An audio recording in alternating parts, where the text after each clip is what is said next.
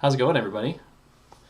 Thanks everybody in the chat. I've got like a bunch of people here. There's 89 people. So that's cool. So yeah, hey everybody, I'm Cassidy James. I'm co-founder and chief experience officer at Elementary. And today I'm going to do a little bit of Q&A. We're going to take a look at the project board for Elementary OS 6. I think I'm going to do a little bit of live coding if I've got some time. And we'll kind of go from there. So it's pretty laid back today. I was going to pick just a single topic and then failed to do so. So we're going to just hit a whole bunch of stuff. So hey everybody in the comments. So first, let's take a look at the project board for Elementary OS 6. A lot of people have been asking how development is going and when Elementary OS 6 is going to be released and all that fun stuff. So let's hop on over here. Let's pull up my camera again.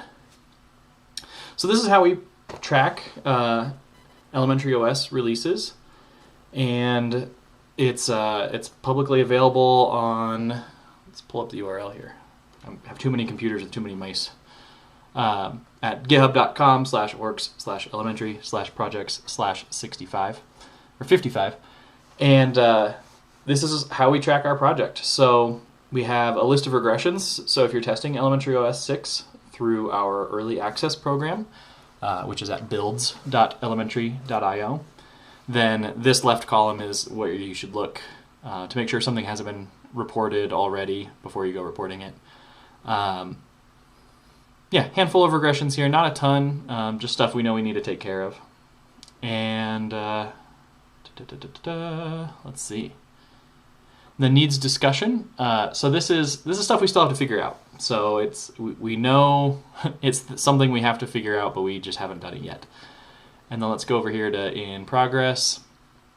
My mouse is being weird. So this is stuff that there has been progress towards solving. So a whole bunch of stuff that we're working on. This is kind of where the most churn happens day to day. So hopefully this stuff gets moved over into the done column at the far right. And then public beta, this is stuff that is not complete yet that we feel is necessary to release a public beta. So this is what you guys are all probably interested in.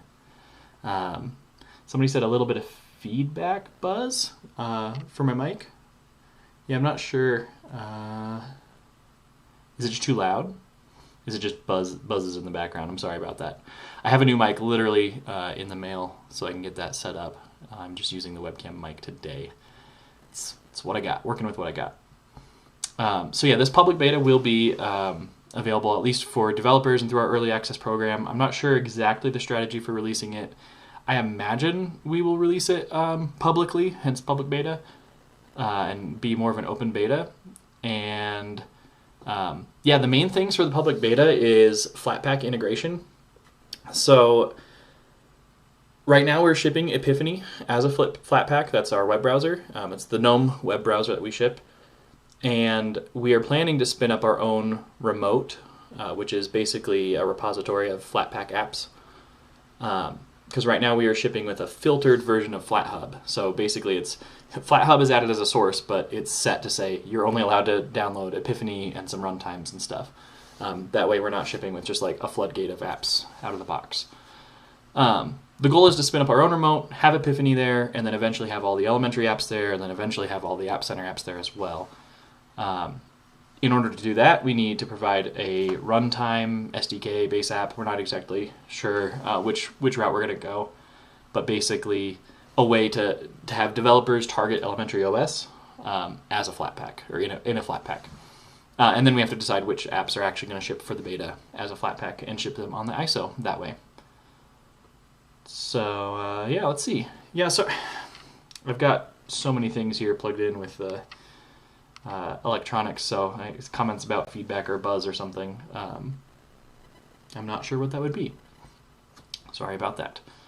And then release candidate. So this is basically what we feel would be, if we accomplish all these things, we would be able to release Elementary OS 6 stable. So there's a couple other projects on here, like the new style sheet that's in progress. New version of mail that's in progress, some notification things, some settings things. Kind of grab bag, but it's stuff that we don't necessarily need to solve it before the beta, but we know we need to solve it before the stable release. And then the done column is all the stuff we've been tracking that we've completed. So let's see. I'm gonna check out some of these comments. There's a whole bunch here. Actually, first, one of the comments I saw coming up a few times was about Raspberry Pi and ARM-based builds. I am actually on a Raspberry Pi, whoops, right here. So yeah, I've got this hooked up, streaming from the Raspberry Pi, or streaming, the Raspberry Pi is not handling the stream, but I'm streaming some video from the Raspberry Pi. So yeah, I've been using it for development work and writing blog posts and such. So it's a pretty good experience. It's definitely not a $1,000 computer. It's about $100 computer, and you can tell. But yeah, it's been a really cool experience. So this whole, I'm gonna move the camera live with the mic. That's a terrible idea. But yeah, got the Raspberry Pi 400 right here, and that's what I'm using up there. So let's fix that camera. That was a bad idea. Don't do that. Okay. Yeah. So I'm not going to be working the whole day on the Raspberry Pi because it just gets a little too slow, especially I think it's storage related. It's running on an SD card. So I am going to be jumping over to my Star laptop here. But yeah, Raspberry Pi, it's pretty cool. It's perfectly usable. So some other questions, let's see. I'm taking notes for myself to keep myself on track. Some other questions that I've seen, why did we... Yes, Dan, it was quite the reveal. Why did we choose Ubuntu as a base for Elementary OS? I feel like we've answered this one a bunch in different places, but the gist is many of us on the team come from a background of using Ubuntu. The Ubuntu team and Canonical do a really, really great job of handling all of the underlying technical stuff, all the kernel stuff, all the security stuff, all the infrastructure stuff. So we let the experts be the experts and do that, and then we build the user experience on top of that foundation. And it's been a pretty good foundation for us. The 2-year LTS release schedule has also been pretty good for us because every 6 months having a new release is not. It's just you would always be updating everything all the time and not developing new features for the most part. Whereas the LTS release schedule works really nicely for us. So. Yeah, except for when there's a global pandemic and all that. So, but we're working on it. So let's see other questions that I saw in the stream.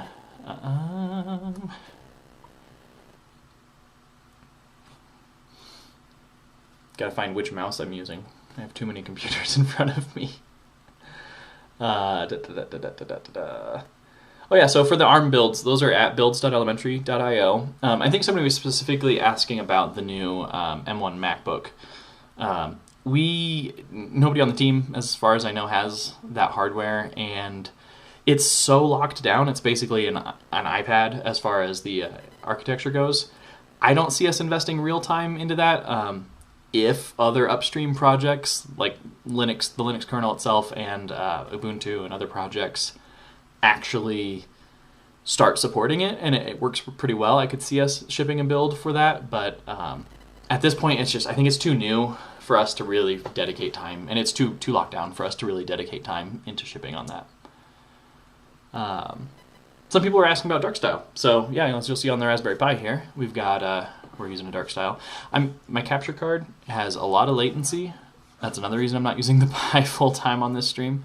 And I don't have an extra monitor for the Raspberry Pi, so I'm driving a little bit blind here. But if we can go to the desktop settings, so here is the appearance settings. So here's the appearance settings on Elementary OS 6 early access as it is so far. So you've got light style, dark style. That changes.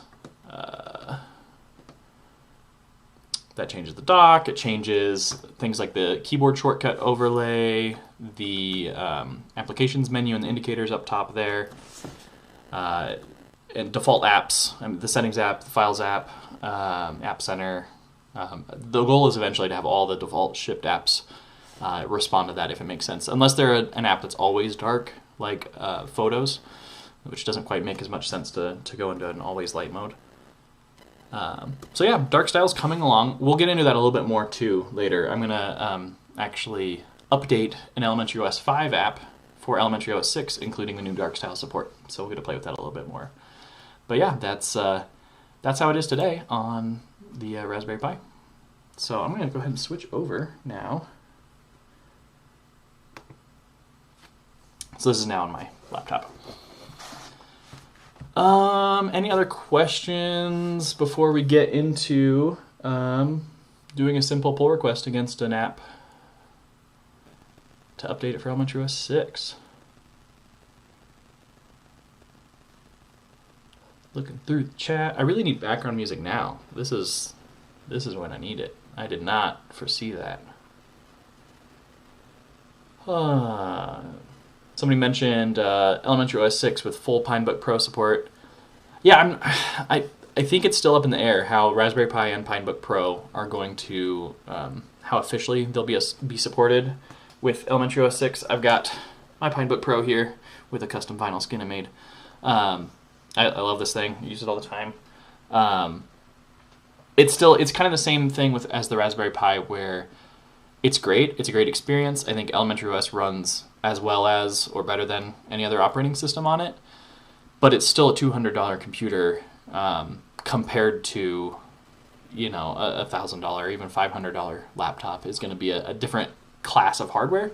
It's incredibly impressive what both the Raspberry Pi Foundation and Pine 64 have done with those devices, but it's hard to set, you know, expectations as far as it is a different class of hardware. It is going to feel different compared to a different, you know, more expensive laptop or desktop. So I hope we can release it and have it be fully officially supported, but we'll have to see, I think. What else?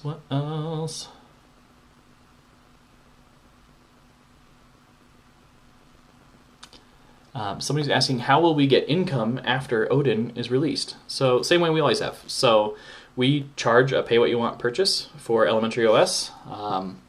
We consider it a paid product. You know, if you want to come back and pay later, you can hit $0 to try it out or whatever. But we consider it a paid product, and that is the vast majority of our funding is from people buying the download for Elementary OS. We also have App Center, which has pay-what-you-want apps in it as well. So a small portion of each purchase there goes to Elementary to help sustain the platform as well. So early access is cool, and we'll keep it going. I think anytime we have any experimental builds or anything that's kind of new and different that we're trying, if you sponsor us on GitHub Sponsors, you'll get access to that. We also have Patreon. So yeah, there's lots of options to help fund Elementary. I don't think we're concerned about the funding model changing or anything after the release. So, yep. All right, I think I'm going to jump into let's hack on an app. So, if you don't know, I have an app called Dippy. Is my screen up? Yes. So let's look at Dippy in App Center here. So Dippy is just a super simple one screen little app that I made to help people with purchasing decisions of hardware. So the idea being that just because it's a higher resolution doesn't always mean it's the correct resolution or the best or ideal resolution. So Dippy lets you punch in some numbers, it gives you some advice. It's pretty straightforward and simple. So I thought it would be a good candidate for updating from Elementary OS 5 to Elementary OS 6 to see how that process goes as a developer. So first I'm going to jump into my projects folder. I'm going to clone. I have a little alias set to clone stuff, but it's just cloning it from GitHub. Cassidy James /Dippy. And then I'm going to open code here. So we've got, let's pull those up side by side. And let's make terminal dark because we can. So yeah, we've got a source code of Dippy here. And is that coming through on the stream? Yeah, that looks good. I might bump the, Dan did this in his stream and it helped a lot actually. I'm gonna bump the size up a little bit. So Dippy is a Vala app. It's written in Vala, which is a great programming language. It's what we use for everything at Elementary, and it's what we encourage third-party developers to use. A lot of people at GNOME use it as well. A lot of stock core GNOME apps use Vala. It's a great language. But yeah, this is Dippy. It's got like 3 code files. It's really tiny, super simple. So first, I guess what we're going to do is create a new branch called put in. And then let's see if it compiles first, right? Like, let's see what we actually have to do if we get any warnings or anything. So we're going to, again, I have an alias set up here. All that does is creates a build directory and then runs Mason against it. And then I can run Ninja. This is our build system that we use for elementary apps that I'm using for Dippy. And then we can Ninja install. Normally I wouldn't have to install it to do development, but if it has any settings, the app is going to be looking for those settings to be installed system-wide, so you have to install it at least once or anytime you change the settings. But then I can just run it out of this directory. So I'm running Dippy, and it runs. Let's ship it. It's good. It's fine. We're done. Okay, so maybe not. So one of the big features of Elementary OS 6 is this dark style feature, right? And Dippy doesn't do anything. So Dippy was written for Elementary OS 5, which didn't ship with this feature, so we need to update it to support this feature. This is especially important if we had a lot of custom styling in this app, where we were just doing, all sorts of CSS stuff. We wouldn't want the app to just automatically go dark when a user wants their system to go dark, because it would break the styling. So that we have to do a tiny amount of work here, but it's really easy. So let's jump back over and let's do that. So I'm going to cheat a little bit here. The Elementary Calculator is an extremely simple app, and it supports the dark style. So we're going to look at what Calculator does to know what we have to do in this app. And that's kind of the amazing thing about developing on an open source operating system. As an app developer, if you want to know how to do something or how something works, just go look at the source code. Like, especially if you're using Vala, which is what we use for Elementary OS, it's so nice. You can just look at the source code for the operating system itself or for the apps in the operating system and just copy them. And as long as everything's openly licensed, you're fine. You're good to go. So we're going to switch, just switch to the master branch here, and we're going to look at, why are there changes? Apparently I was tweaking on this at some point. We're going to look at, it's probably in main window. Yeah, it's probably in main window here. Let's squeeze this over. Hold on. And let's search for dark, because I'm not going to scroll through all the code. Okay. Yeah, okay, so this is really simple. So we have a set of utilities and widgets called Granite. It's what provides a lot of these things, like welcome screens that you see in elementary apps, different sorts of labels, and when you have keyboard shortcuts, it's reusable pieces of the operating system or of apps that we want to be consistent everywhere. So it's like a companion to GTK, which is the toolkit that we use.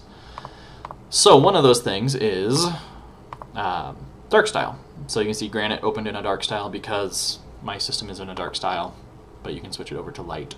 So we ship a way to read and respond to a dark style.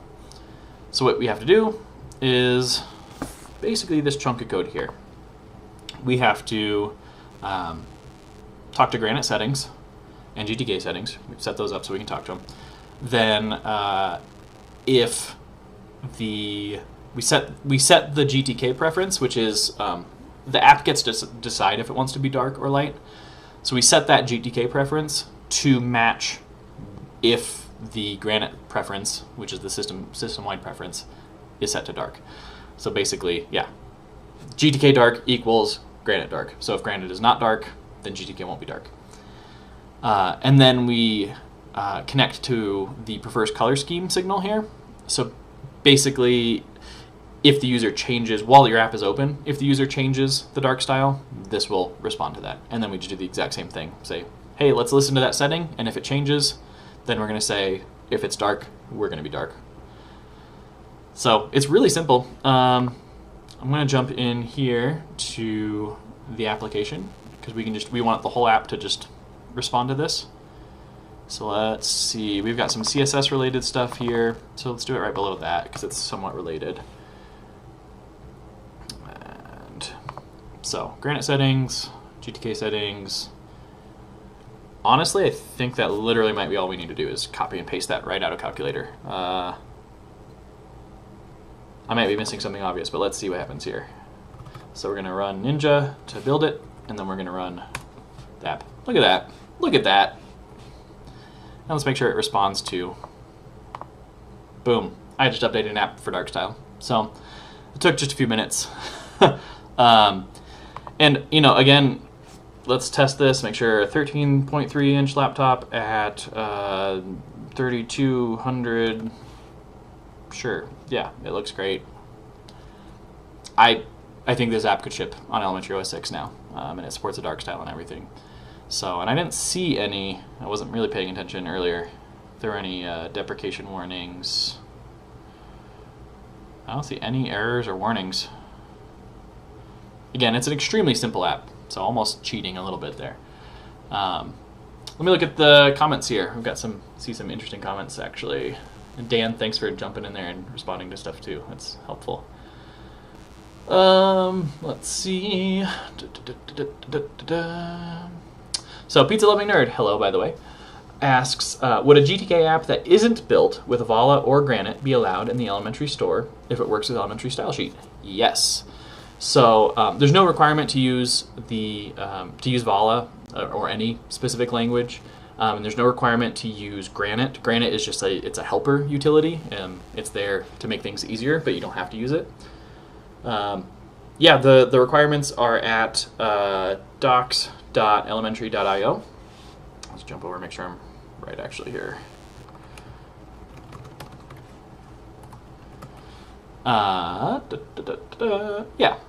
So if you go down here to App Center publishing requirements, we talk about the technical requirements and basically everything that's required to ship an app in App Center for Elementary OS. They can be any language. Can be doesn't have to use Granite. It does have to be a native GTK app.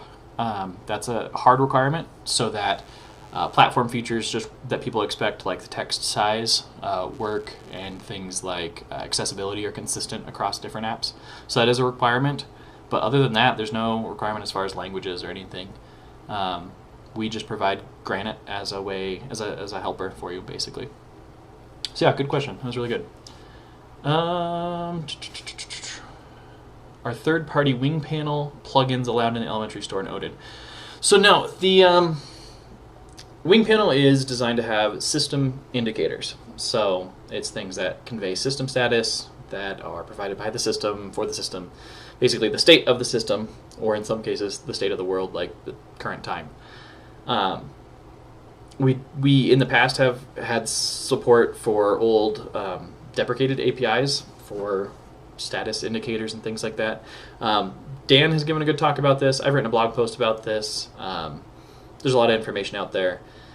If you go to islinuxabout.xyz and click on systray, islinuxabout.xyz, there's basically, we've added some resources here for people from Ubuntu, from GNOME, from Elementary, talks and blog posts.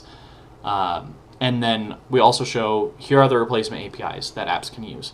So there's a whole bunch of cross-desktop APIs that are really well supported across the ecosystem, or are planned to be supported. And they provide much better integration with the system in much more sensible places than just throwing an icon up on a panel. So I encourage you to read this stuff, read these blog posts. There's a whole bunch of information there. Can't get into all of it right now because we'd be here all day, but that's the gist of that. Somebody asked, why the name Granite? I actually don't know. I assume it's the thing you build on top of, right? So you want like a solid foundation. But that's kind of just my assumption. I'm not sure. It's not graphite. There's some people who always call it graphite. It's not graphite. Graphite would be terrible to build on top of. It's granite. So, although graphite, I get it. Maybe it's like drawing or something. But yeah, it's granite. That's what it's called.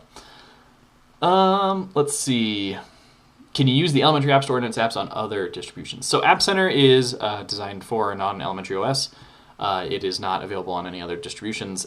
It's open source, so you can package it other places if you want, but you're not going to get all the apps that are designed for elementary OS in it, if that makes sense. System 76 actually has a fork of App Center called PopShop in Pop! OS in their operating system. And it's because it's just a fast, lightweight client for apps, and it supports Flatpak and deb packages and all that. So they like the foundation that we provided there, but it doesn't ship like all the design for elementary apps. Now we are designing and working on what we're calling App Center for Everyone, which is the Flatpak repository among a lot of other things for App Center apps. So the idea would be you could add the Flatpak repository, the App Center Flatpak remote, to any system and any system that supports Flatpak, and get all of the elementary App Center apps, including the pay what you want model. So when you go to install it, it could come up with the dialog just like you see in App Center. That's ongoing work. We planned a big event for that this past year, and then the pandemic. So that work is still ongoing, but we do plan to ship that still. That's still part of the plan there. So yeah. So yeah, I guess you don't need the actual App Center client itself.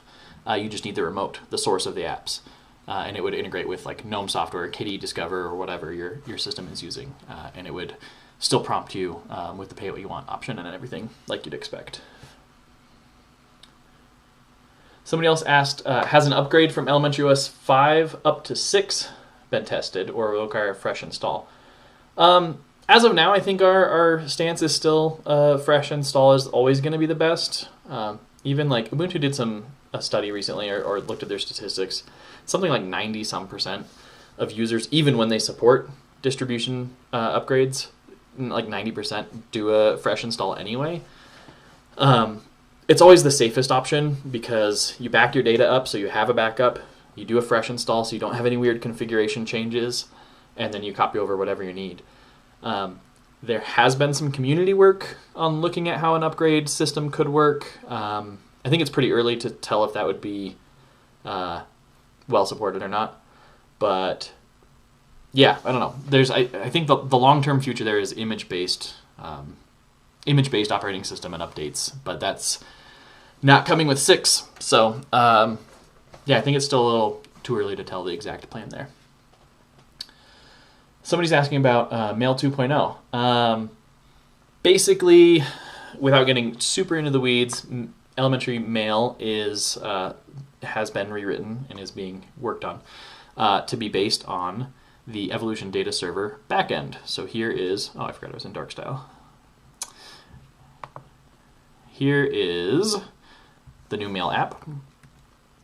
Same design as the existing Mail app and everything, but rewritten to use the Evolution Data Server backend. So without getting into the weeds, it means it supports more sources, more features, ideally. It's still a little early on the reaching feature parity side, I guess. Make sure there's nothing like super important in here that you're not supposed to read. That's a public mailing list, it's fine. But yeah, so the integration with Calendar, as far as I know right now, there's no like direct integration with Calendar. But if you set up an account that has calendaring and Mail, you'll get the calendar notifications and everything built in to the operating system there. So I would love to see more integration of like accepting event invites and things in Mail, but I don't think there's been work towards that yet.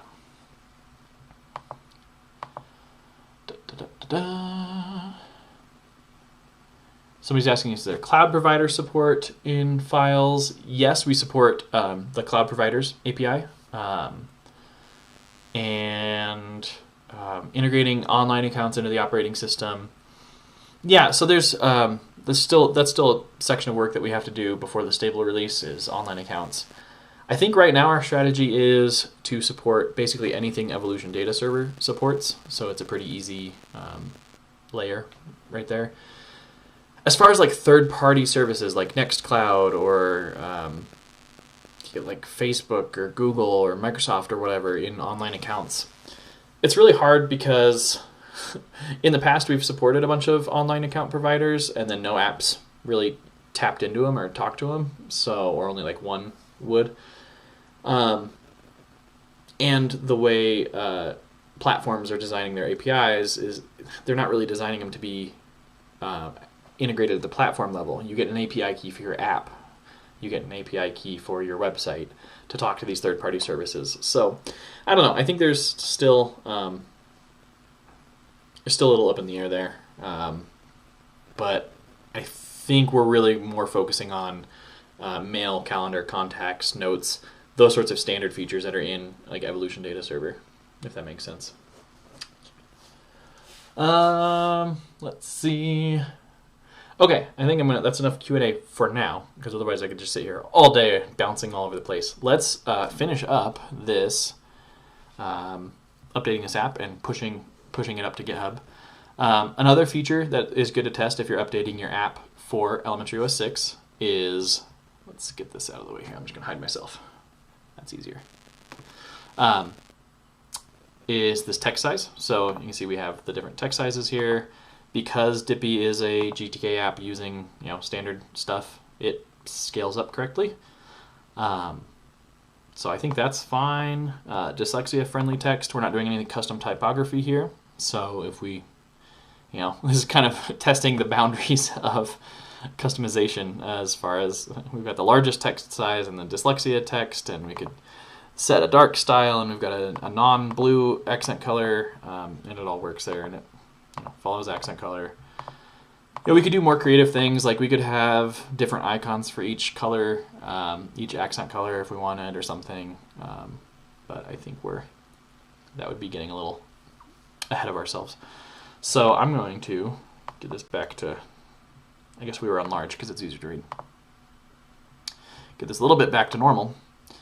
And yeah, something else we could do is play around with the typography. We've got some great updated typography in Elementary OS 6. If I could type, we can look at these style classes in Granite. So we have these H1 through 4 classes. So it looks like Dippy is using an H2 class for that text, and then just standard text down here. We're using a new typeface with some new type settings and different weights and things for Elementary OS 6. So that's somewhere I think if you're an app developer I'd play around with, is check how your typography looks in Elementary OS 6 compared to the default apps. Maybe tweak on that a little bit. If I wanted, let's say, let's close a whole bunch. Too much stuff open. Okay. Let's get back into the main window here. So let's search for H2, because that is range title H2. So, and this, instead of being a string, should be granite.style class H. Let's try an H1 and see how that feels. Style class H1. What did I do? Style class, what is it?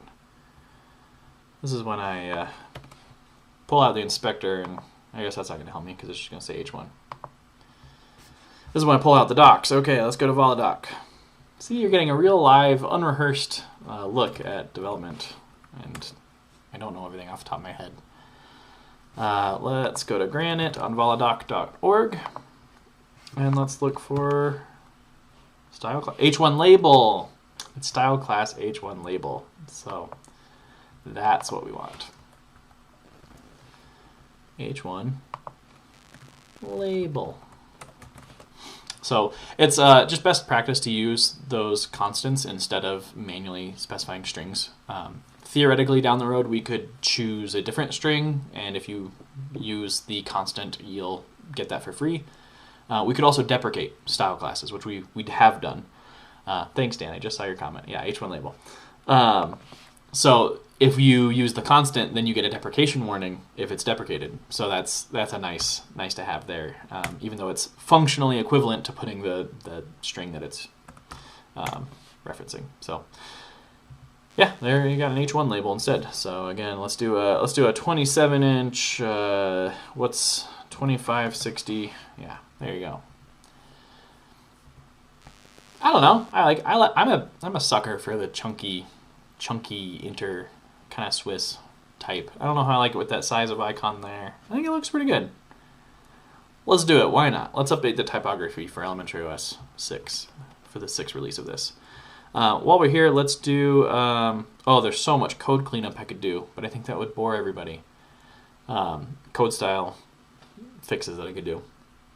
But we've got the... So that's the range title, and the range description, I'm assuming, is this right here. And use the GTK inspector. And let's look at the widget tree. Yeah, not high DPI. So this label, let's look at it. CSS nodes, or CSS selector. That's not going to help me. What am I trying to look at? What am I looking at here, guys? What am I looking at? I just want to see it doesn't have a name. Okay. I'm assuming it's this range description, right? That makes sense. Yeah, it's got to be. So let's do... Oh my goodness. What is happening? What is going on? Oh, I'm on the same line. There we go. Okay. And we want range description label, get style context, add class. Okay. Let's try an H3 class for this. So we've got normal text down below at the normal size, but we could use, let's try an H3 label for this. This might be bad. I don't know. I'm just kind of playing at this point. Yeah, sure. So if we had a, what if we had a 15.6 inch laptop and it was only 1280 by 720? That would be bad. That'd be very low DPI. I don't know. Yeah, it works. Yeah. Somebody asked, I just randomly saw in the comments, why did Dan stop live streaming? He didn't. We're switching off. He does them more often than I do generally, but yeah, we try to stream, have somebody stream about once a month or so. Yeah, sure, I like it. All right, we got some new typography. What if we've got a 1920 here? If we've got a, yeah, what is 1920 times 2? Yeah, it works. Could clean up some margins and stuff. I probably should fix this window so it doesn't change sizes at some point, but that's not really directly related to Elementary OS 6. So I'm going to say this is a good point for updating this app for Elementary OS 6. So let's go up a directory. Let's get this back over here. We just touched, oh yeah, we did the dark style in the application, and we did some label tweaks in main window. So we could add those as a couple different commits if we want. This is really, personal coding style, what you want to do. Let's do it. Application.vala, and we want to commit, wow, helps if you can type, application, update for Odin dark style. And then main window. Jeez. Bad typing. This is what happens when you switch between like 5 different keyboards on a regular basis. You just are bad at typing on all of them, especially when the internet is watching you. What do we do in main window? We updated the typography, basically. Now we're going to push to the Odin branch. That was weird. Okay. And then we've got, oops, open the background here. So somebody was asking if the browser in Elementary OS 6 will support the 2-finger swipe to go back, and yes, this is me swiping 2 fingers to go back, and it does. If you'll notice, Epiphany looks weird on my machine right now. I'm running the Flatpak unmodified from GNOME, so this will not look like this in the final release. It'll actually be the elementary style that you expect. So yeah, let's just update for Odin. Yay. And there's a pull request against my own project, so I'm not really that concerned about following conventions and stuff here. But now we've got our CI kicking off there. It's going to check, it's going to lint it, it's going to check the actual CI process. Cool. That's basically, with the simplest app, that's how you could update it for Odin and update it for the Elementary OS 6 dark style. So there you go. Somebody's asking if Elementary uses Libhandy. Yes. So this gesture is built into WebKit, but it's very similar to. Let's look at. This is a good example here. So in system settings, you've got you can go back and forth between the pane here, and if you want to know what my fingers are doing on the trackpad, so just a 2-finger swipe. You also have views like this. You've got detail views, and you can swipe 2-finger swipe to go back there as well. So yeah, we are using Libhandy for that. The applications menu is also same thing here. That's why you get the smooth gestures here. Let's do onboarding. Same thing here. We're using Handy there as well. So yeah, there's it's nice. If this was a touch screen, I could touch the screen itself to swipe there. If you have a mouse, you can do the mouse wheel to page if you want. You can click the little buttons here. You can swipe. It's nice. It's a nice. I've come to like rely on that so much so that I got a trackpad for when I'm using my computer as a desktop. So I've got a real, a full-size keyboard, and then I've got my trackpad to swipe between things over here too. So yeah, Libhandy's great. Awesome work from everybody at Purism, and I know Alex has been working on that a lot, so Libhandy's great. All right. Dan, did I miss anything obvious for... Oh, handy window to drag from anywhere. Hey, look at that. He's already on top of things. Okay, let's do it. Why not? So we get to use Libhandy, speaking of. We want to add it as a dependency. I have to remember. I'm going to go look at another. Do we use in calculator?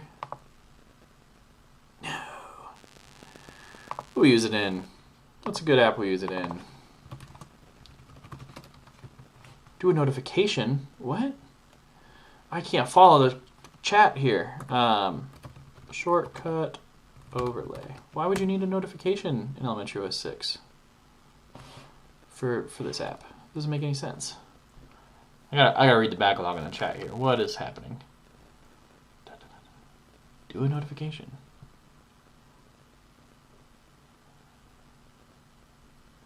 I don't know, Dan. Let me know if I'm missing context.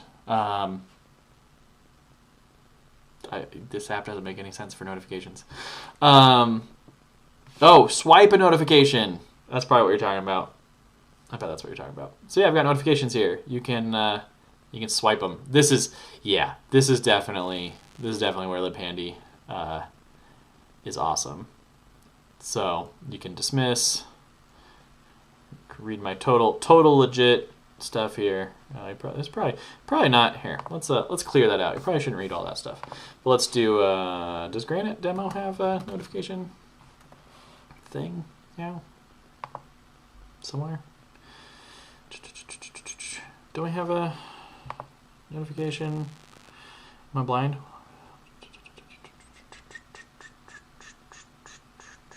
Chat delay is always fun, David. Hey, David. How's it going? Thanks for joining. Toast. We've got we've got in the notification server. Anyway, okay, I'm getting sidetracked. So yeah, notifications you can swipe to dismiss, and you can do that on touchscreen or on a trackpad. It's awesome. while we're demoing Multitouch, why not? Let's demo Multitouch. Let's do it. Let's yeah. So this is the best. This is the absolute best. This is Elementary OS 6 Multitouch swipe to change workspaces. You can also swipe up and down to go in and out of the multitasking view. The swiping here is real smooth, and it's like look how like pixel precise smooth it is.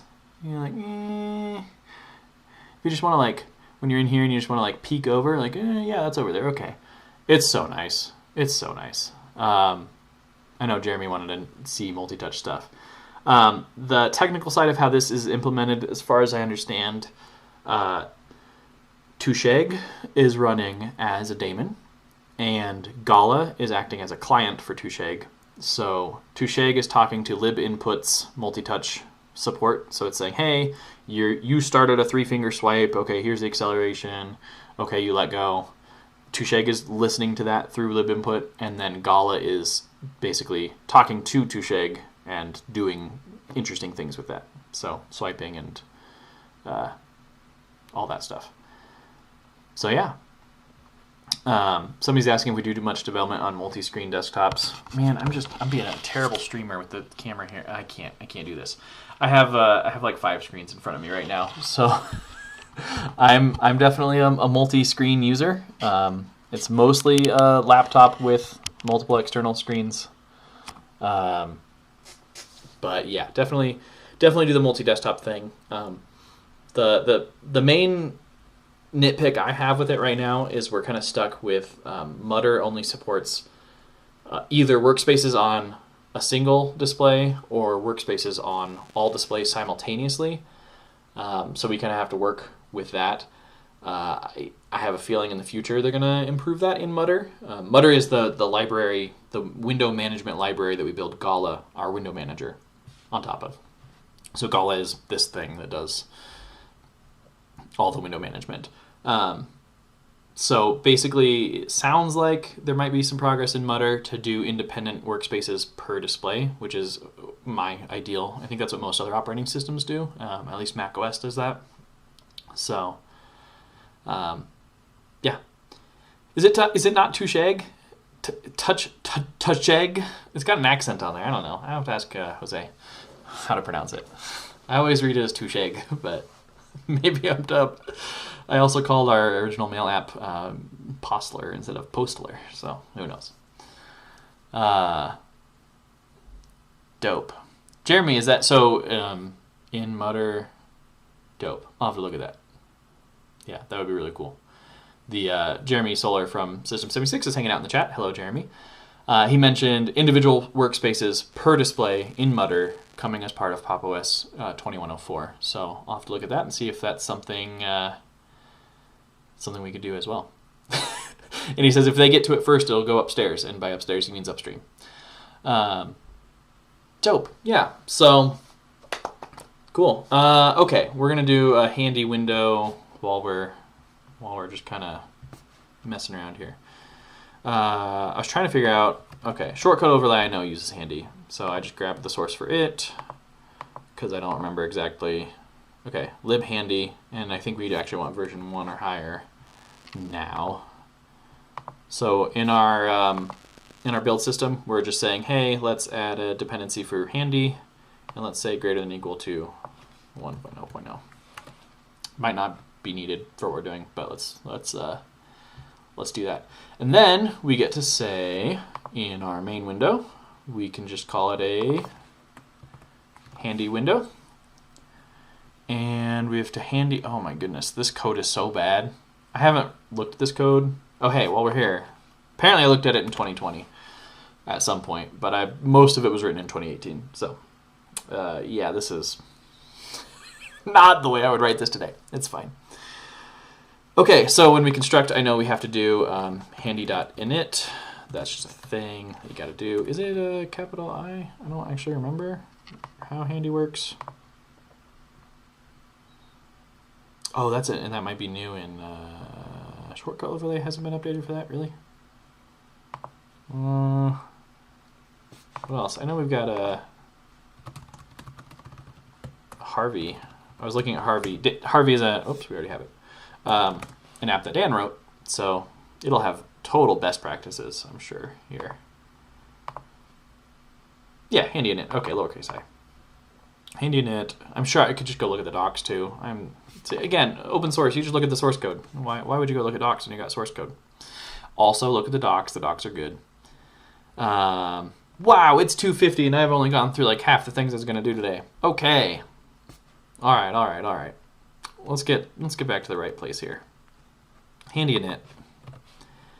And then we want to create a handy handle. What is it called? Again, I'm just going to look at another app. It's the great window handle. Yeah, handy window handle. Okay, yeah, honestly, that's exactly what I want. That's what I want. All right, so, wow, overcomplicated. So before we add the main layout, we're going to create a window handle, and we're going to add the main layout to that instead, and then we're going to add the window handle there. Is that all I have to do? Whoops, wrong window. So a handy window handle. Let's go into the build directory. That would help. It compiled! It compiled for the first time. Incredible. Yeah, I hate this chat delay because everybody's like, hey, here's how you do the thing, like after I figure it out. That's okay. Thanks, Dan. I love when something compiles when you have no idea what you're doing. And it doesn't run. Cool. Set title bar. Oh, yeah. So, okay, just so everybody knows what I'm doing. A handy window handle is a thing in Handy that lets you grab a window anywhere and drag it around. So instead of just having to grab it at the very top here, this is Harvey, Dan's app, you can just grab it. Basically anything that's not like a selectable widget like this or this, you can just grab and drag. So it makes it way nicer. You don't have to like precisely grab the top of the window, especially when you have this kind of more, I guess, seamless design. You can just grab it anywhere and drag it around. So with that, you don't have a set title bar. You have, let's go to the docs. Where's my docs? Do we have handy docs? We don't. Oh no. Oh yeah, we do. It's just HDY. So let's look for, oh, I just have to make it a handy title bar, I think. So we've got title bar. Where is my title bar? Oh, what are we doing here? I don't think I need to do like any of this now. Header bar. So I think this can be a handy header bar. Again, I'm just going to cheat and look at what Dan did. Yeah, and then you've got show close. So this is the new code style I was talking about that I would totally just copy. But yeah, let's say instead of setting all this stuff manually, all we have to do is not duplicate the code.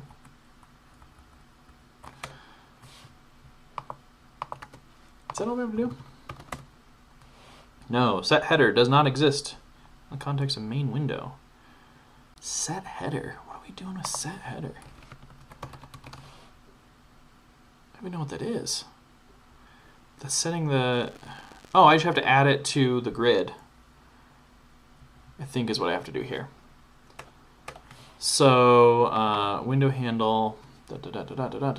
Yeah, Dane, right? Just cheat and look what somebody else does. That's the beauty. That's the beauty. Main layout, attach, data grid, assessment grid. Okay, yeah. So let's just do title bar. We want it top. We want it to span 2 wide. And then we want this to be 1 down. I want this to be 1 down. Okay, let's see if that works. Title bar does not exist. What did I call it? Did I not call it title bar? Header bar?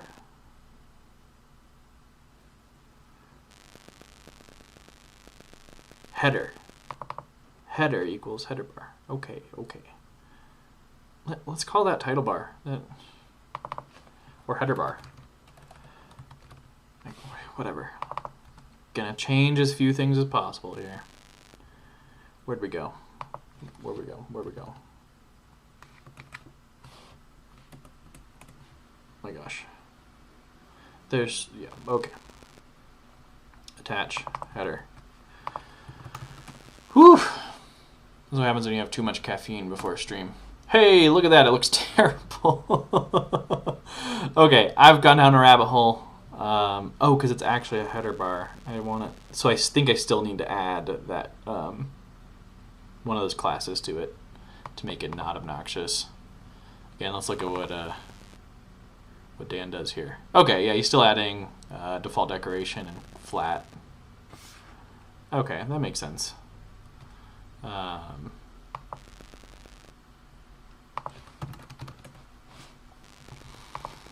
So let's say header context equals dot get what is it? Get style context. Get style context. Now we got to do var. Got to define it. And then header context. I guess here. Just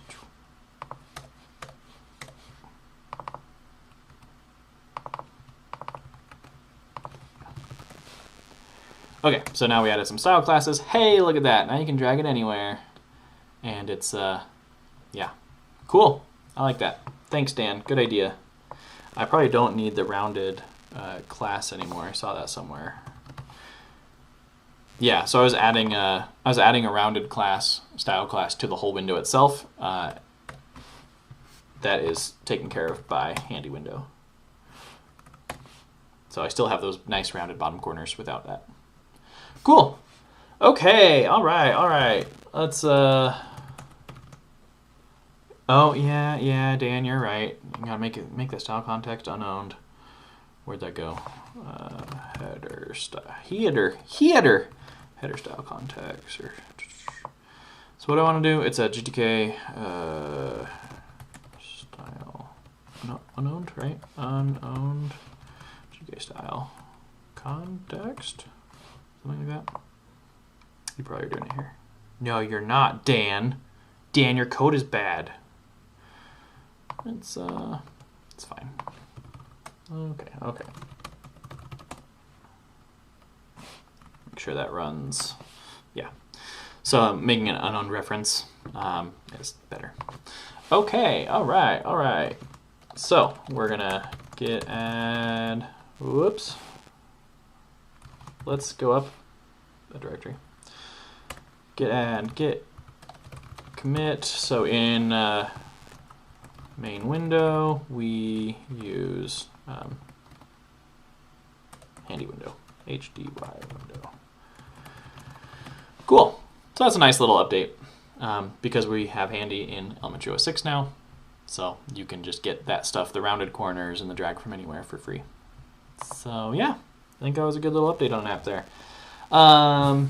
What? You can do unowned var? Neat. You don't have to specify. You can let it do its own type. Okay, I'm looking at my notes here. We looked at the project board. We did a little bit of Q&A. We did a simple pull request with dark style. That's about it. I think one other thing somebody had asked was how dark style would work specifically for apps. So I showed how that works with an elementary app targeting elementary OS using Granite. Something else. Yeah, Dan, you're smart. Dan said you can just ninja and then pass this $C flag and then the build directory, so you don't have to CD around everywhere, that's smart. So something else we just recently added is a G settings interface for dark style. So it's under the free desktop namespace right now, and this is still up for, I guess, debate, changing, whatever. But this is so that third-party apps don't even have to use Granite, and they can just read a G setting. They don't even have to do any of the crazy stuff that Granite does behind the scenes. So basically, and there's a nice style sheet bug there. So right now there's no preference because that's the default for your dark style. And then if you say dark, then this updates to say dark here. So you can just bind to this G setting, and then your app will change just like any other elementary app. The nice thing is this is not specific to, well, the goal is for this to not be specific to elementary OS. And so hopefully we can update the GTK settings portal, I believe, to allow this by default, so you can bind to this. And we also have, like, if you accidentally change this in your app, it's not going to change it system-wide. Like, the daemon just fixes it for you. So, yeah, you can just bind to this as a or as a read-only binding in your app.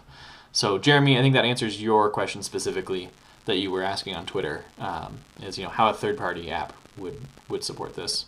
And this is the way we're going. So the idea is it's opt-in. That way you don't have to, you're not going to have your app break with a dark style when you didn't want a dark style. You're opting into supporting a dark style as an app developer. Yeah, I think that is about it. It's been over an hour. I actually did hit everything on my list. I didn't do one of the things I wanted to do, but I covered it in a different way. So, yeah, sorry about the audio. Yeah, it's some grounding issue, I guess. Like I said, I have a new microphone on the way. It was supposed to get here by now, but it's not here. So, hopefully that'll fix it in the future. I'm going to call that good for the official stream. But if anybody's got any questions, drop them in the comments. We can answer them in future streams, or always hit me up on Twitter, at Cassidy James on Twitter. I'm pretty active there. So thanks everybody for joining, and I'll catch you next time. See ya.